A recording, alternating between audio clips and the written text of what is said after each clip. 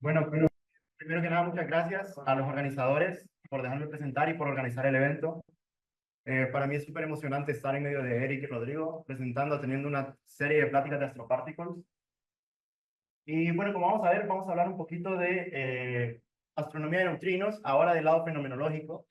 No vamos a entrar en tanto teoría de mixing y teoría de oscilaciones como Eric, pero vamos a hablar entonces un poco del lado de la fenomenología y el análisis multimensajero, el modelado espectral y esas cosas. A ver, paso. ¿Dónde estamos?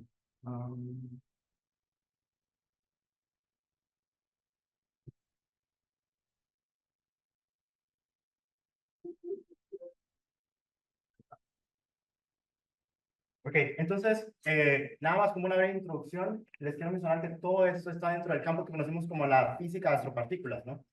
Entonces, el campo tiene muchos años, pero ha tenido un boom bastante reciente, y aquí básicamente queremos hablar sobre la intersección entre la física de partículas, cosmología y astrofísica, ¿no? Y cómo podemos usar astrofísica, cómo podemos usar partículas astrofísicas para luego hacer física fundamental. Entonces, hay un montón de gente que está pensando en eso, y también cómo podemos usar partículas fundamentales para hacer astronomía. Entonces, es un campo que ha tomado mucha fuerza en los últimos años, ya van a ver por qué, y cada vez está más interesante saber mi opinión. Y para mí no se puede empezar una plática de astroparticles, más o menos de ese estilo, sino hablar sobre rayos cósmicos. Entonces, por rayos cósmicos, nosotros nos referimos a partículas que vienen del espacio, usualmente que tienen energías altas, ¿no? En su mayoría, si ustedes pueden ver, aquí tenemos electrones, positrones, pero nos referimos principalmente a protones en este contexto, ¿no? A partículas cargadas. Entonces, este es el espectro de rayos cósmicos. Básicamente tenemos el flujo de rayos cósmicos que llega a la Tierra en función de la energía. Entonces, si ustedes se fijan, aquí tenemos una parte donde esto viene principalmente de fuentes galácticas, esperamos, y después llegamos a esto que se conoce como el tobillo del espectro de rayos cósmicos, y después llegamos a fuentes extragalácticas. Si ustedes se fijan, las energías de las fuentes extragalácticas son muy altas. Entonces, nosotros llegamos a partículas que tienen energías altísimas, muchísimo más altas de las que podemos llegar con aceleradores terrestres que tenemos, como el LHC, por ejemplo. Ustedes pueden ver que los rayos cósmicos están a varios órdenes de magnitud por encima. ¿Cuál es el problema? Que no los entendemos bien. Ni siquiera sabemos de dónde vienen, no sabemos cómo se aceleran exactamente. Entonces, tenemos muchos problemas al respecto. Entonces, si queremos empezar a hacer física fundamental para rayos cósmicos, tenemos un largo camino por delante, ¿no? Entonces, a eso nos van a ayudar los neutrinos después. También hay varios aspectos de los rayos cósmicos, ¿no? Y es que sostienen un horizonte. Si ustedes se fijan en el espectro, este llega más o menos a un final acá por energías de 10 a la 11 GeV, y eso es por esta razón que está acá. Lo que les estoy mostrando acá es básicamente cuánta distancia tarda un protón en perder la mitad de su energía, un protón que está viajando en el espacio, ¿no? En función de la energía. Entonces, si ustedes se fijan en esta curva que está acá, básicamente, esto es el universo observable, ¿no? Entonces, básicamente, a menos de 10 a la 18, nosotros podemos ver todos los fotones. Que nos llegan todos los fotones con la misma energía. Cuando vamos un poquito más allá, empezamos a perder energía por este proceso que está acá. Cuando llegamos a energías más altas, el protón tiene suficiente energía para interactuar con un fotón del fondo cósmico de microondas y crear un par de electrón-positrón. Este proceso es inelástico y se pierde energía en el protón. Entonces, se pierde energía y al final vemos menos protones. Ya después, cuando llegamos a 10 a la 20, empezamos a llegar a otro proceso, que es el proceso de producción piónica. Entonces, tenemos más energía en el centro de masa y al final tenemos producción de piones. Y este proceso va a ser bien importante, pero también es altamente inelástico, como se fijan. Y al final, en una cuestión de 2 órdenes de magnitud de energía, nosotros pasamos de ver todo el universo a ver solamente del orden de los 10 megaparsecs. Entonces, básicamente, solo ver la galaxia cercana que tenemos. Entonces, tenemos también un límite hacia lo más que podemos ver en las partículas. De hecho, tenemos un límite de las partículas más energéticas que podemos medir en el universo. Eso se conoce como el vórtice ZK y es algo muy interesante, ¿no? Empezar a caracterizar las partículas de más altas energías. Ahora vamos a hablar sobre neutrinos también. Ya Eric hizo una introducción bastante buena, pero aquí tengo 4 preguntas, que es lo que me interesa que más o menos todos tengan una idea sobre los neutrinos cuando nos vayamos, ¿no? Porque hay gente de todos tipos de ámbitos. Primero, ¿qué propiedades tienen? Eh, las más importantes es que, uno, que no tienen carga, por eso se llaman neutrinos, ¿no? No tienen carga eléctrica. Otra es que tienen masa muy baja, es tan baja que ni siquiera sabemos de cuánto es la masa, no lo hemos podido medir, solo tenemos cotas superiores, y interactúan muy poco. Entonces, estas 3 propiedades de los neutrinos los van a hacer nuestra ventaja y también el dolor de cabeza para los astrofísicos de neutrinos. Ahora, ¿de dónde vienen? Así como le estaba contando Eric, pues vienen, algunos se crearon en el comienzo del universo, los de más baja energía, Otros vienen del Sol, otros vienen de supernovas, otros se crean en el núcleo de la Tierra, de hecho los podemos medir. Algunos vienen de interacciones en la atmósfera, pero a nosotros nos interesan los de más alta energía, ¿ya? Y hasta ahora sabemos que los de más alta energía parecen venir de algo conocido como AGNs, que son núcleos galácticos activos. Ya les voy a hablar más adelante de esto. Entonces, sí, pero nos interesan, a partir de ahora voy a hablar principalmente de neutrinos de alta energía, refiriéndome a esta orden de magnitud de los TeV en adelante. Claro, hay muchos otros neutrinos más allá. ¿Y cómo se producen estos neutrinos? Por lo menos estos neutrinos de alta energía se producen por interacciones de protones, o no sé si creemos, ya sea con gas de ambiente o con radiación. ¿Ya? Si se producen con gas de ambiente, lo llamamos un mecanismo de producción hadrónica, porque se producen entre hadrones, ¿no? Entonces, si se crea con radiación, lo llamamos mecanismo de producción fotohadrónica, para que me entiendan de lo que les voy a estar hablando después. Entonces, por ejemplo, en el caso de que tengamos interacciones con radiación, lo que pasa es que tenemos un protón que interactúa con un fotón, y esto crea una resonante delta que después decae en el caso, depende del caso neutro o cargado, decae en un neutrón y un pión cero, que después de este pión cero decae en dos rayos gamma. Y si ustedes se fijan, eso también va a contribuir a la producción de rayos gamma de una fuente. En cambio, por el otro lado, tenemos la resonante delta, y el otro canal de decaimiento es un protón y un pión cargado. Y aquí podemos tener un muón y un neutrino muónico. Y después el muón decae de nuevo y tenemos un neutrino muónico, un electrónico y un electrón. Entonces, si ustedes se fijan, tenemos producción de rayos gamma, tenemos producción de protones de esa parte y tenemos neutrinos también por el mismo mecanismo. ¿Qué significa esto? Que tenemos un tipo de mecanismo de producción conjunta, ¿no? Entonces nosotros tenemos diferentes mensajeros que vienen de la misma fuente. Esta es la famosa astronomía multimensajera. Tradicionalmente se ha hecho astronomía nada más con fotones, con luz. Ahora estamos empezando a buscar hacer astronomía con otros mensajeros para intentar complementar las fuerzas y debilidades de cada uno. Entonces aquí tenemos un pequeño diagrama. Si ustedes se fijan, los protones, por ejemplo, vienen de una fuente, pero como están cargados y en el universo hay campos magnéticos, se desvían. Entonces nosotros los vemos, pero realmente la dirección por la que nos llega el protón no es donde está la fuente, ¿ya? Y los rayos gamma, pues sí apuntan a la fuente, pero interactúan mucho, ¿no? Los fotones interactúan mucho de muchas formas y esto nos hace perder información. Los neutrinos, por otro lado, casi no interactúan en el universo, entonces vienen exactamente de la fuente que los produjo, ¿ya? No se desvían por campos magnéticos, casi no tienen masa, entonces llegan prácticamente intactos. Entonces eso nos permite apuntar directamente a las fuentes. Y miren qué interesante, porque cuando empezamos a medir neutrinos, nos dimos cuenta de que justamente uno toma el difuso de todo lo que podemos ver en nuestro cielo y tenemos los rayos gamma, neutrinos y rayos cósmicos. Esto es el flujo. Si ustedes se fijan, hay algo interesante, están justo en el mismo orden de magnitud, lo cual es una evidencia súper clara para la producción conjunta que se propone, ¿no? Ahora, la otra pregunta es cómo medimos esto. Y pues supongamos que tenemos una fuente de neutrinos y un tanque de agua, y el tanque de agua me refiero a protones, ¿no? Para que los neutrinos interactúen. Entonces, la fuente va a emitir neutrinos y la mayoría de neutrinos van a pasar por el tanque sin que pase nada. Pero ahí de vez en cuando alguno de estos va a interactuar. Choca con un protón y tenemos una interacción de un neutrino con el nucleón, y esta interacción produce un neutrino leptónico o un leptón cargado, dependiendo del tipo de corriente que sea la interacción. Puede ser corriente neutro cargada y una cascada de hadrones, ¿no? Entonces, después, estas partículas cargadas, al moverse en un medio como el agua, producen radiación. Esta radiación se conoce como radiación Cherenkov. Esto lo podemos medir con fotomultiplicadores que amplifican la señal, y esto pues nos da mucha información sobre los neutrinos. Ya vamos a ver más adelante. Ahora, tenemos varios problemas. La ventaja de los neutrinos, el hecho de que no interactúen, también hace complicado medirlos, ¿no? Y nosotros queremos medir el mayor número de neutrinos que podemos. Entonces, ¿cómo hacemos eso? Pues hay principalmente tres cosas que nos hacen que podamos aumentar el número de neutrinos que vemos. La probabilidad que el neutrino interactúe con un protón, que eso es la cross-section neutrino-protón, que eso está fijado por la naturaleza y no lo podemos cambiar.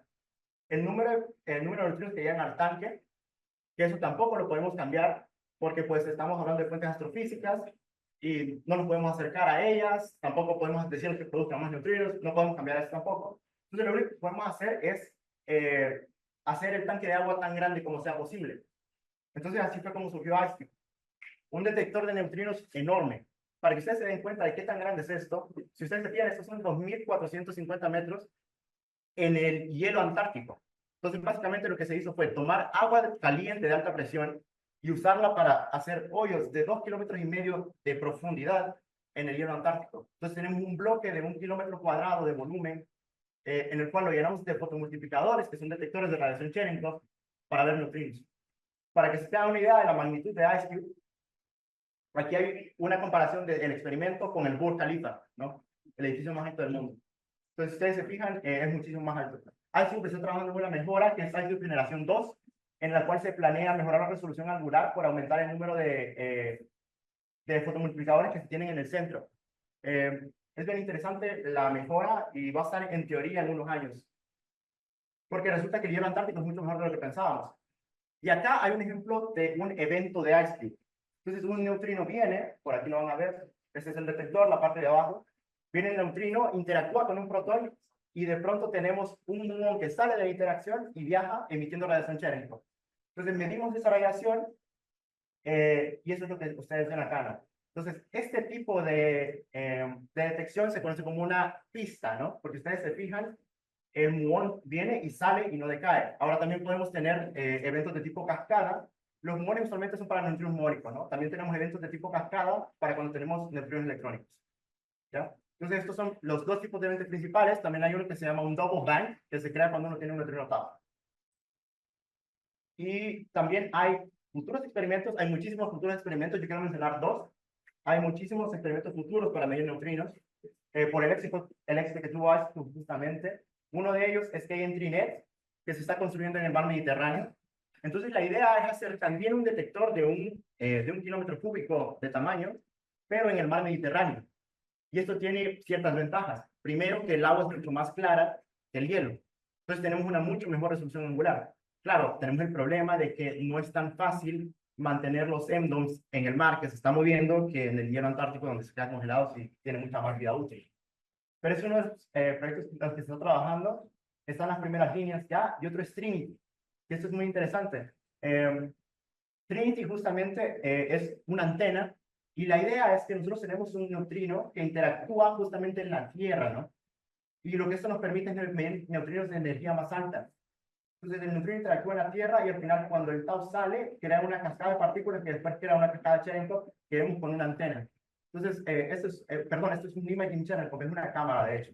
Entonces, sí, también se están creando experimentos con antenas para medir radio como Grand o Tambo. Entonces, sí, eso es cómo los medimos, ¿ya? Y ahora vamos a movernos un poquito a hablar sobre galaxias activas, que es lo que les mencionaba antes, los núcleos de galaxias activas, que son las fuentes de neutrinos que conocemos a día de hoy. Ya vamos a hablar de eso. Entonces, lo que sabemos sobre las galaxias activas, primero, como empezó, es que nos dimos cuenta que habían galaxias que emitían energías altísimas, mucho más altas que las galaxias usuales, digamos, ¿no? Entonces, estas galaxias también emitían en un rango de energía bastante grande.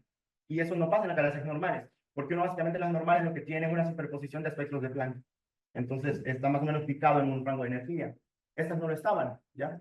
Entonces, eran bien interesantes porque no se conocían bien y se empezó a hacer una especie de taxonomía, claro, ¿no? Entonces las empezamos a separar por las que emitían bastante en radio, las que emitían poco por el tipo de líneas que tenían. Y teníamos toda nuestra taxonomía de AGNs. Resulta que después, Urri y Padovani en el 95 crearon un modelo unificado de AGNs, donde pensaron, ¿y qué tal si no tenemos galaxias diferentes, sino que simplemente tenemos un modelo donde la galaxia es, todos los AGNs son los mismos, pero los estamos viendo desde diferentes ángulos, ¿no? Entonces, por ejemplo, si nosotros vemos desde la parte superior, tendríamos las radioruidosas y las vemos de esta parte, de la parte superior con jet, teníamos radioruidosas, y lo vemos de la parte inferior, tendríamos las radiocalladas.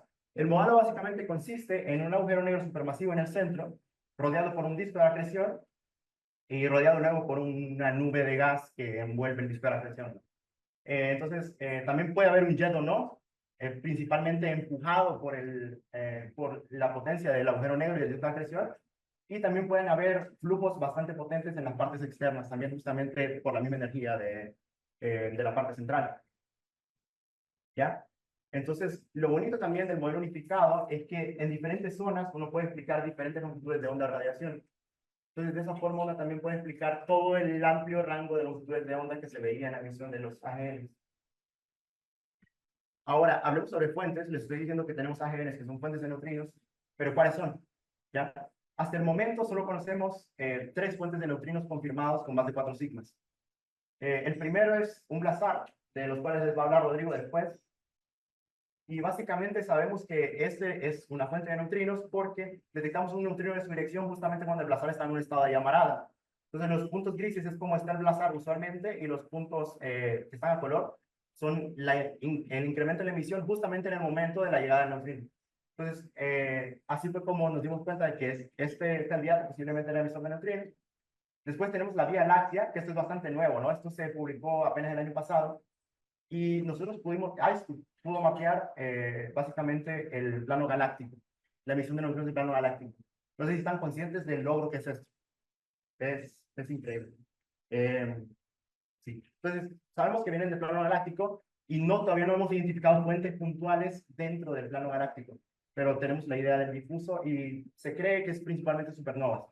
Pero, claro, hay muchas cosas que ver ahí todavía.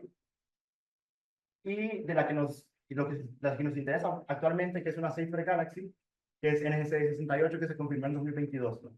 Básicamente por estudios de dirección. Y esta fuente es de la que vamos a hablar ahorita, en la que nos importa, ¿no? Resulta que esta fuente es muy interesante porque no solo tiene un agujero negro, voy a tener que ir más rápido ahora, antes de ver que más rápido. No solo tiene un agujero negro, sino que también es una galaxia con mucho brote estelar. Entonces, estas muertes de estrellas, creación y muerte de estrellas, aceleran protones. Si nosotros tenemos protones acelerados, entonces también tenemos producción de neutrinos, ¿no?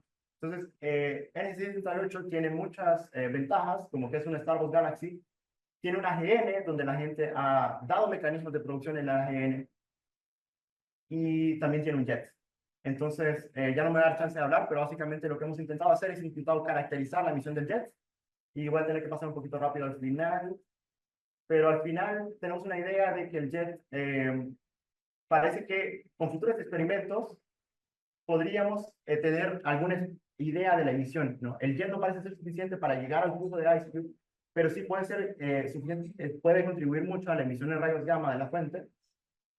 Y la emisión, a pesar de que no está con la Waterfall de IceCube actualmente, puede ser que sigamos a un futuro a los experimentos, ¿no?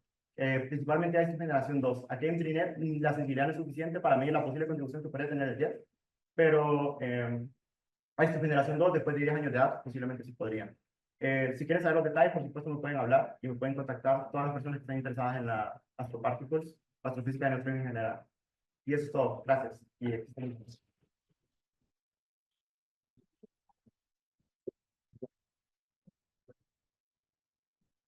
Muchas gracias, David. Como la charla anterior, se tomó los 20 minutos para lo que es toda su presentación, por lo tanto, las preguntas las pueden realizarle a él en el tiempo de receso.